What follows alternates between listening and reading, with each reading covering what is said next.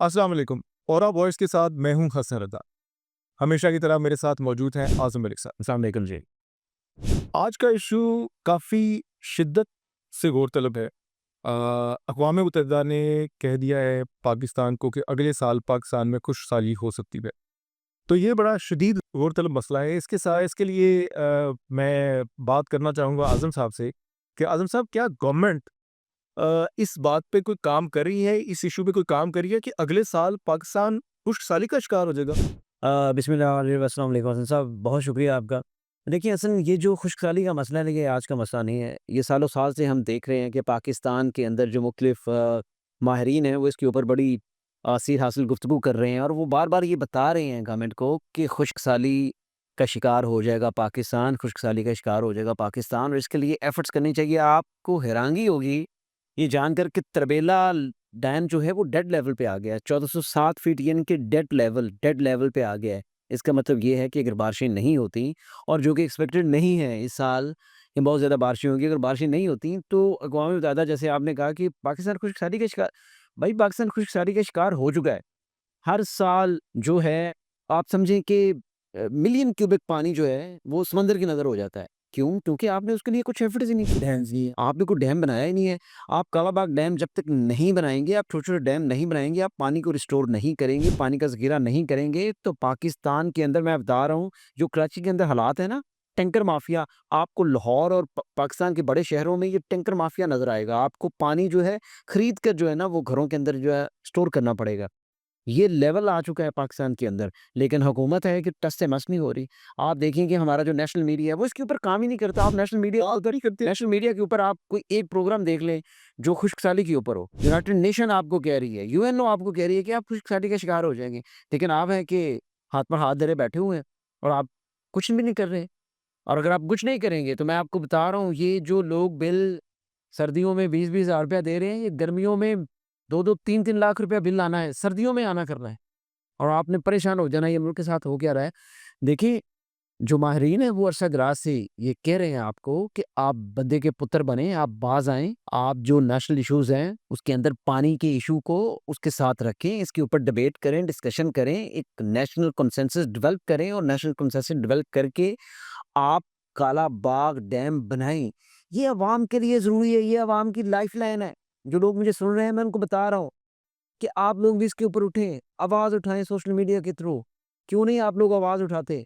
खुशहाली का शिकार हो जाएगा पाकिस्तान और हम एक ज़राई मुल्क हैं, 70% हमारी आबादी देहातों में रहती है, जिनका गुज़र-बसर ज़मींदारा के ऊपर है। ज़राअत है जो आप देखिए, आप ज़राअत, आप अगर इस तरह से करेंगे, तो चीज़ें इस तरह से नहीं चल सकेंगी।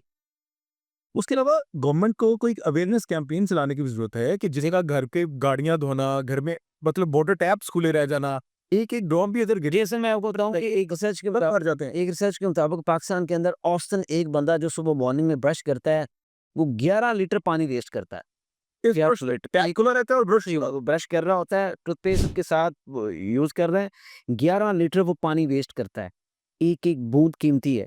आप देखें, हमारा हमसाया मुल्क भारत है, उसने कितने डैम बना लिए हैं, कितने डैम उसने बना लिए, कितना पानी अब उसको रिस्टोर कर रहा है, अपने उसके रिज़र्व जो हैं वो कितने ज़्यादा है। देखिए, रागी तो ज़ीरो हो गया ना हमारी साइड पे। अब तो वो गंदा नाला है, तो गंदा नाला है, किसी जगह पे वो जो गंदे नाले का बहाव ज़्यादा होता है, तो पानी आपको नज़र आ जाता है, अदरवाइज़ तो अब मेरे ख्याल ये अब रावी झील पानी नहीं रहेगा। वो किसी जगह पे कोई सिर्फ बारिशों का पानी आएगा सिर्फ जो बारिशों का पानी और बारिशों का पानी भी ज़ख़ीरा करने के लिए आपके पास कोई जगह नहीं है, कोई डैम नहीं है, कोई रिज़र्व्स आपने नहीं बनाए हैं, कोई ज़ेरे ज़मीन टैंक्स नहीं बनाए हैं आपने। क्योंकि इस तरफ गवर्नमेंट का कोई रुझान ही नहीं है, गवर्नमेंट को अपनी पड़ी है, अपोज़िशन को अपनी पड़ी है, हर बंदा अपनी-अपनी तो खेल में लगी है। इसकी जंग में सारे आम जी होता है भाग रहे हैं और उसी के चक्कर में जी, ऐसा। टांगे खींच रहे हैं। अच्छा बल्क साहब, एक मुझे बात बताएँ, ईद के बाद अपोज़िशन का हुकूमत को टफ टाइम देने का फैसला, जी, बिल्कुल, ठीक बात।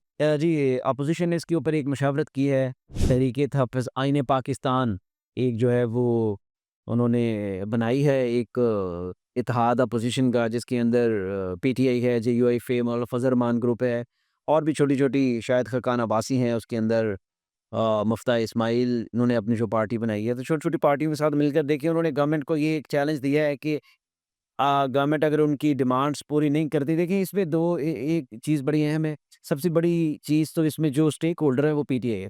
पीटीआई का मसला ये है, पीटीआई चाहती है कि पीटीआई इमरान खान की रिहाई चाहती है, कि इमरान खान साहब जो हैं वो किसी तरह से लीडर पार्टी है। वो बाहर आ जाएँ। इस सिलसिले में देखा जाए तो पंजाब के अंदर तहरीक-ए-इंसाफ के लिए कोई मैसिव कैंपेन इमरान खान की रिहाई के लिए हमें नज़र नहीं आई। पंजाब के अंदर जो मरकज़ी रहनुमा थे, हमाद अज़हर है, मियाँ असलम इकबाल है, डॉक्टर यास्मीन राशिद और एजाज़ चौधरी, वो तो ख़ैर जेल में हैं, कुछ लोग मफ़रूर हैं। तो पंजाब के अंदर जो एक तवाना आवाज़ है, वो हमें नहीं मिली इमरान खान की रिहाई के लिए। इसलिए ये जो अपोज़िशन का इत्तेहाद है, इसमें पीटीआई जो बेनिफिट्स लेना चाह रही है, वो वन पॉइंट एजेंडा है इमरान खान की रिहाई। कि इमरान खान किसी तरह से रिहाई हो जाए या वो पैरोल पे बाहर आ जाएँ, उनकी अल्टीमेटली जो है वो प्रेज़ेंस आ जाए दुनिया के सामने। फिर उसके बाद आगे चलें। दूसरी पार्टी इसमें आ जाती है जेयूएफए, जमीयत उलमा इस्लाम फ़े, फज़ल रहमान ग्रुप। तो मौलाना फज़ल रहमान साहब इस पे चाहते हैं कि वो अपने मफादात की जो है हिफाज़त के लिए वो आगे आए हैं। वो चाहते हैं कि केपी में उनका गवर्नर लग जाए, अली मीन गंडापुर केपी से जो है ना वो चला जाए, कोई और जो है वो जो सीएम जो है ना वो कोई और आ जाए जो उनके मफादात का भी तहफ़्फ़ुज़ कर सके। इस तरह से बलूचिस्तान में वो चाहते हैं कि उनका जो केपी के बाद बलूचिस्तान में भी उनका गवर्नर आ जाए। तो मौलाना फज़ल रहमान जो हैं वो हमेशा पावर पॉलिटिक्स करते हैं, वो पावर कॉरिडोर के खिलाड़ी हैं और वो बड़े खिलाड़ी हैं, मंझे हुए खिलाड़ी हैं। और वो जिस तरह से खेलते हैं, वैसे कोई भी नहीं खेलता। आपने देखा होगा 26वीं यानी तरमीम के अंदर मौलाना फज़ल रहमान का बड़ा किरदार रहा। उन्होंने ये सारी पार्टीज़ उनकी तरफ देख ली थी, गवर्नमेंट भी उनके दर पे थी, अपोज़िशन भी उनके दर पर थी। तो किस खूबसूरती के साथ उन्होंने अपोज़िशन को साथ मिलाते हुए 26वीं आईनी तरमीम को मंज़ूर करवा लिया। तो मौलाना इस गेम के बड़े खिलाड़ी हैं और वो आइंदा आने वाले दिनों में अपोज़िशन के साथ मिलकर यकीनन कुछ नए बेनिफिट्स ज़रूर हासिल करेंगे। मुझे बताएं कि क्या अगर अपोजिशन हुकूमत को टफ टाइम देगी के बाद, तो क्या शहबाज शरीफ साहब अपने 5 साल पूरे कर पाएंगे? ये डिपेंड करता है कि गवर्नमेंट जो है वो अपने इत्तेहादियों के साथ कैसा सलूक करती है। अगर तो गवर्नमेंट के साथ उनके इत्तेहादी खड़े रहते हैं, जैसे एमक्यूएम ने गुज़श्ता रोज़ बयान दिया कि जिस तरह से उनके मामलात चल रहे हैं, वो इत्तेहाद से अलहदा हो सकते हैं। देखिए, इत्तेहाद से अलहदा होने पर भी गवर्नमेंट के पास नंबर तो पूरे हैं, लेकिन फिर भी इत्तेहाद के अंदर जब एक पार्टी टूटती है, तो उसका नुकसान तो होता है ना, आपकी एक हवा है, वो उखड़ जाती है। तो यूँ लग रहा है कि जैसे गवर्नमेंट 3 साल पूरे करेगी, 3 साढ़े 3 साल। उसके बाद जो है वो खान साहब भी कदरे मज़बूत हो चुके होंगे या बाहर आ चुके होंगे, तो अर्ली इलेक्शंस की तरफ गवर्नमेंट जा सकती है। देखिए, सबसे बेसिक 1 पॉइंट जो एजेंडा है गवर्नमेंट का वो ये है कि आम आदमी को रिलीफ़ मिले। आम आदमी को रिलीफ़ मिलना शुरू हो गया, उनकी तनख्वाहों में इज़ाफ़ा हो गया, लेकिन अभी तो लग नहीं रहा। अभी तो इस बजट में हम ये सुनने में आ रहा है कि तनख्वाहों में कोई इज़ाफ़ा नहीं है, पेंशन भी कट हो रही है, उसके ऊपर भी कट लग रहा है। तो लग यूँ रहा है कि जैसे गवर्नमेंट के पास बहुत कम वसाइल है ना वो चालें रह गई हैं जिसको वो चला सकें। उनके पास तुर्क की कोई ऐसी चाल बची नहीं है, सिर्फ़ एक ही चाल है और वो है आम आदमी को रिलीफ़ देना। अगर आम आदमी को रिलीफ़ नहीं मिलता, देखिए आम आदमी तो पिस गया ना। मटन खरीदना, खाना, बीफ खाना तो बड़ी दूर की बात है, वो चिकन उसकी पहुँच से बाहर हो चुका है, वेजिटेबल्स उसकी पहुँच से बाहर हो गई हैं, दालें उसकी पहुँच से बाहर हो गई हैं। नहीं, मलिक साहब, अगर आप सैलरीज बढ़ा देते हैं, किसी तरह तनख्वाहों पे इजाफा कर देते हैं, लेकिन ऑन दी अदर साइड अगर आपका बिल बहुत ज़्यादा आते हैं, आपके यूटिलिटी बिल्स बहुत ज़्यादा आते हैं, तो बात तो वही रह जाती है। नहीं हसन साहब, इसके ऊपर फिर होता है जब गवर्नमेंट तनख्वाहें बढ़ाती है, तो फिर गवर्नमेंट इसके ऊपर जो है ना वो दूसरी चीज़ों के ऊपर सब्सिडी भी लॉन्च करती है। देखिए, ये गवर्नमेंट का पूरा एक मैकेनिज़्म है। अगर आप मौशियत को समझते हों, तो जो मौशी इशारे इस वक़्त हमें मिल रहे हैं वो कोई इतने उनके दूरअज़ नताइज हमें नज़र नहीं आ रहे कि वो आवाम को मिलेंगे। अवाम का वन पॉइंट एजेंडा है। देखिए, अवाम को क्या चाहिए? अवाम को सिर्फ़ रोटी, कपड़ा और मकान चाहिए। अवाम 75 सालों से रोटी, कपड़े और मकान से बाहर निकली नहीं है। तो अवाम को जो रिलीफ़ देना है, आम आदमी, गरीब आदमी, जो ड्राइवर है, जो एक पुलिस का कांस्टेबल है, जो एक सरकारी क्लर्क है, कोई भी आम आदमी है जो उसको रिलीफ़ चाहिए कि वो अपने बच्चों की 2 वक़्त की रोटी कमा सके, उन्हें हेल्थ, एजुकेशन दिला सके। यहाँ पे हेल्थ और एजुकेशन का तो इंफ्रास्ट्रक्चर ही जो है ना वो तबाही बर्बादी का शिकार हो चुका है। आप क्या करेंगे? किस तरह से करेंगे? तो अगर गवर्नमेंट रिलीफ़ नहीं दे पाती, तो फिर उसके लिए सर्वाइव करना मुश्किल होगा। अच्छा, रोटी, कपड़ा, मकान पे तो मेरे ख्याल में लगा दिया गया ना हमें। इससे पहले तो हम रोटी, कपड़ा, मकान पे इतने लगे नहीं रहते और काफ़ी एशियन टाइगर भी हुआ करते थे किसी ज़माने में। नहीं देखें, ऐसा कोई दौर नहीं था, हम कभी एशियन टाइगर नहीं थे। ये था कि जनरल अयूब के दौर में हमने कुछ कर्ज़-वर्ज़ लेके तो कुछ तरबेला, मंगला इंडस्ट्रियलाइजेशन जो है वो करनी शुरू कर दी थी। बात ये नहीं है कि हम कभी भी एशियन टाइगर नहीं थे। हाँ, ये ज़रूर था कि आप जब एक लाइन मुतय्यन कर लेते हैं, जब आप एक लाइन के ऊपर चलना शुरू कर देते हैं, जब एक डायरेक्शन के ऊपर आपने कर्ज़ लिया, उस कर्ज़ से इंडस्ट्रीज़, फैक्ट्रीज़ लगाना शुरू कर दी। देखिए ब ब बड़े अलमिया इस मुल्क के अंदर जो नेशनलाइज़ेशन थी उसके ऊपर भी बड़े क्वेश्चन मार्क हैं। चलो बड़ा थोड़ा-सा का बेड़ा आप गर्क किया है। किसी दिन बात करेंगे। अभी आपने कहा इमरान खान साहब बाहर आ जाए, वो मेरे ख्याल में सुनने वालों को बड़ी खुशी हुई होगी एकदम से कि इमरान खान साहब बाहर आ जाएँगे, आपको पता है जी तो बहुत ज़्यादा है। हाँ जी, बिल्कुल ऐसे ही है। इस पे लग रहा है कि इमरान खान साहब जो हैं वो जिस तरह से गवर्नमेंट के ऊपर प्रेशर डेवलप हो रहा है अपोजिशन का, मौलाना फजल रहमान साहब को साथ होने वाला है। ईद के बाद जो वो करेंगे, ज़ाहिर है ये थोड़ी ना है कि ईद के बाद एक एहतजाज करेंगे और खान साहब बाहर आ जाएंगे, ऐसा नहीं है। मैंने आपको पहले बताया पीटीआई का वन पॉइंट एजेंडा है किसी भी इत्तेहाद में जाने के लिए, और वो ये है इमरान खान की रिहाई, कि इमरान खान बाहर हों। इमरान खान बाहर होंगे तो एक मजबूत अपोजिशन जो है वो आगे चलेगी। देखिए गवर्नमेंट जो अपोजिशन होती है, असल में तो अपोजिशन ही गवर्नमेंट के जो रॉन्ग डीड्स होती हैं उनको देखकर तो अवाम को आगाही देती है। तो इस वक्त तो अपोजिशन तितर-बितर है ना, इस वक्त तो अपोजिशन है ही कोई नहीं। मौलाना फजल रहमान साहब अपोजिशन से ज़्यादा हुकूमत के साथी हैं। बिल्कुल है। गवर्नमेंट के ऊपर जो लॉ एनफोर्समेंट होती है वो अपोजिशन होती जी, बिल्कुल ऐसे ही। है। अच्छा, राणा सनाउल्लाह साहब ने कहा कि 9 मई के वाक़या पे अगर खान साहब माफ़ी माँग लें, ठीक है, तो नरमी बढ़ती जा सकती ये ठीक है? जी, देखिए राना सावला साहब और किसी प्राय में तो नहीं आप नहीं, नहीं देखिए राना सावला साहब और हुकूमत बड़ी देर से उनका जो नैरेटिव है, अगर आपने देखा होगा एस्टैब्लिशमेंट का नैरेटिव भी यही है। डीजी साहब भी इसके ऊपर कई दफ़ा कह चुके हैं कि अ, अब चीज़ें इस तरह से नहीं होंगी कि आप ये कहेंगे जी आप मुल्क के अंदर जो है इंतशार भी फैलाएँ और जो और जो तनसीबात हैं उनको जलाएँ, लोगों को मुश्तल भी करें और गाली-गलौज का कल्चर आम करें और सियासत को टके-टोकरी कर दें, और आपने पाक अफ़वाज का मोराल जो है वो डाउन कर दें। डाउन कर दिया, सिक्योरिटी इदारों का मोराल डाउन कर दिया। बलूचिस्तान के ऊपर जाफ़र एक्सप्रेस हमला हुआ और आप जो है वो आपकी पार्टी एक नई कैंपेन शुरू कर देती है, बजाय ये कि जिस वक़्त यकजहती का टाइम है तो आप कहीं और चल पड़ते हैं। ऐसा नहीं होगा। भी तो मान देखिए इसमें नहीं, नहीं इसमें राणा सनावला साहब की ये बात मेरे ख़्याल में ठीक है। कभी ना कभी पॉलिटिकल पार्टीज़ को ये समझना चाहिए कि आप एक चीज़ मानें, और वो ये है कि एस्टेब्लिशमेंट का सियासत में हिस्सा है। आप अब इसको नेगेट नहीं कर सकते। आपने ये लेके चलना है। एक एस्टेब्लिशमेंट ने कभी आपको ये नहीं कहा कि आप हेल्थ के ऊपर फ़ोकस ना करें, आप तालीम के ऊपर फ़ोकस ना करें, आप इंफ्रास्ट्रक्चर के ऊपर फ़ोकस ना करें। आप करें ना, क्यों नहीं करते? आप लोगों को फिर एजुकेट करें। लोगों को क्यों नहीं बनाते आप सिलिकॉन वैली? क्यों नहीं आप हेल्थ की इंफ्रास्ट्रक्चर बेहतर करते? हेल्थ के ऊपर कुछ चीज़ें इस वक़्त की जो गवर्नमेंट है मरियम नवाज़ साहिबा की, वो कुछ इनिशिएटिव ले रही है, जैसे माशर कैंसर केयर हॉस्पिटल है। 50 अरब की मालियत से बहुत बड़ा एक मैसिव हॉस्पिटल बनने जा रहा है। आईडैप इसको बना रही है, और आईडैप जो है एक इंफ्रास्ट्रक्चर डेवलपमेंट अथॉरिटी है। आईडैप की ज़ेरे तमाम ये जो हॉस्पिटल बन रहा है, आप जाके कभी देखें, मैं 1-2 दफ़ा गुज़रा हूँ। हॉस्पिटल 2nd फ्लोर तक चला गया है।